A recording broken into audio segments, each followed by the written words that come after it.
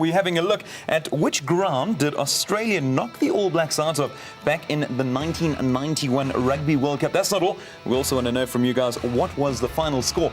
If you think you know the answer, simply log on to our Facebook page and give it a go. Speaking of our Facebook page has been growing. We are now at 5,400 likes on the fan page. Remember to log on onto our fan page, click the like button, and of course you can interact with us also on our polls and some of the questions that we do post over there. This is our Super Sports SUPERFAN Twitter page. Also there, if you are a Twitter fanatic, log on and send us all your mentions about the games.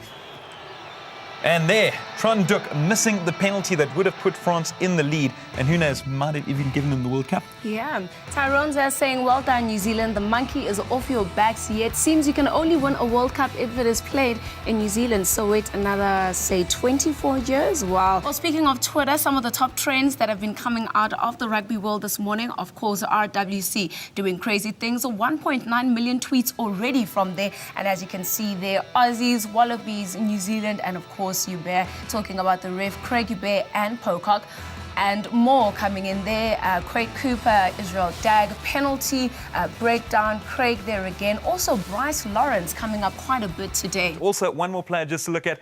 Fluff, Aaron Cruden. He wasn't even in the squad at the beginning of the tournament, and now suddenly he's their first choice Fluff. Injuries to key men, including Dan Carter. It really is anybody's game. And if Australia want to win a big one, this is certainly theirs for the taking. It's going to be a major clash tomorrow. It will also have some bearing on the IRB World Cup standings. As it stands right now, New Zealand top the table with 90.62. But a win by Australia against New Zealand tomorrow could virtually push them to the top of that log. Now, another big talking point was the performance of the minnows through the tournament. A lot of people expecting one-sided results. And while there were a few, the minnows covered themselves in glory. One can only think of Tonga's fantastic win over eventual finalists France, who ran the eventual champions by 1 point. And this was a lot of the comments that the guys had to say. They look better at the start, but lose the plot in the last 20 to 30 minutes. And TD, that is a fair comment. It did seem as if that first half they'd come out guns blazing. The curtain has fallen on the Rugby World Cup, but international rugby will be touching down on South African shores next year. We'll be seeing a lot more of some of these emerging stars.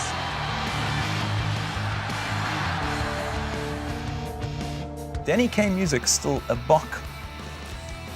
And that's a big one there, CD. Yes, Russell Crowe. What an excellent tournament this Rugby World Cup has been. Congratulations to all involved. A truly global event. And in the end, of course, the All Blacks winning it. Ugabani Gabalako? Kawunda, Kawunda and Chunja. He was here the other day. He was a commentator extraordinaire. And how are you enjoying things? Oh, it's amazing. It's amazing, Derek. I mean, yesterday, closer commentary was trending on Twitter. So that means that at that very moment, all over the country, the most talked about subject was closer commentary. I mean, that's phenomenal. What does Peter de Villiers do when all three of his big boys are back in terms of Dania Rousseau, Bakkies and Vic, when we head towards a semi-final stage? Yeah, I think he'll go back with the try to test it. I think he'll definitely, if Bakkies and Victor are together and they're ready, he'll start with the two. I think Dani's been also a revelation in terms of coming off the bench. He's been good in that department. Someone asked now, what is the story with the Rugby World Cup ball? A lot of penalties and conversions being missed, a lot of players blaming it on the actual ball. Well, I think Nas, during the build-up, said it, there's absolutely nothing wrong with the ball. Because you find that a player kicks 3 in a row and thereafter he misses a few. As far as I'm concerned, I think that the tendency now has changed towards wanting to score tries. This one coming from Renier van Dijk. Do you think that the Bokke has a chance against the Wallabies and the All Blacks in the knockout stage? And why do you think so? Firstly, I believe we've got a good chance against Australia and the All Blacks. The most important thing is, what we need to understand while we're talking about this, we already qualified for the quarterfinals. New Zealand already qualified, so that's the other team we can talk about. And Pino say, great pass, Skulky. And one more coming from Dawn Klein. These Boks are just great.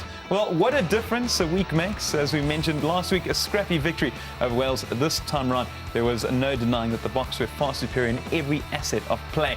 Well, a lot of fans got together down at Boktown here in Johannesburg, and let's see what took place.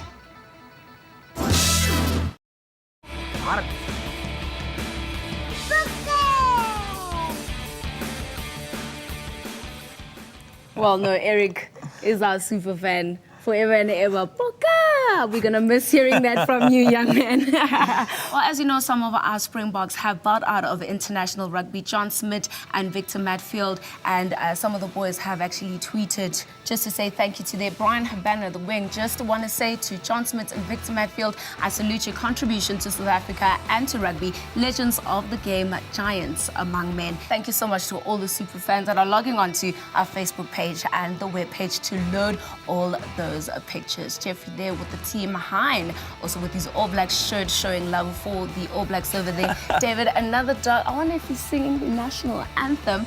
And Bongani with her hat showing love for the green and gold.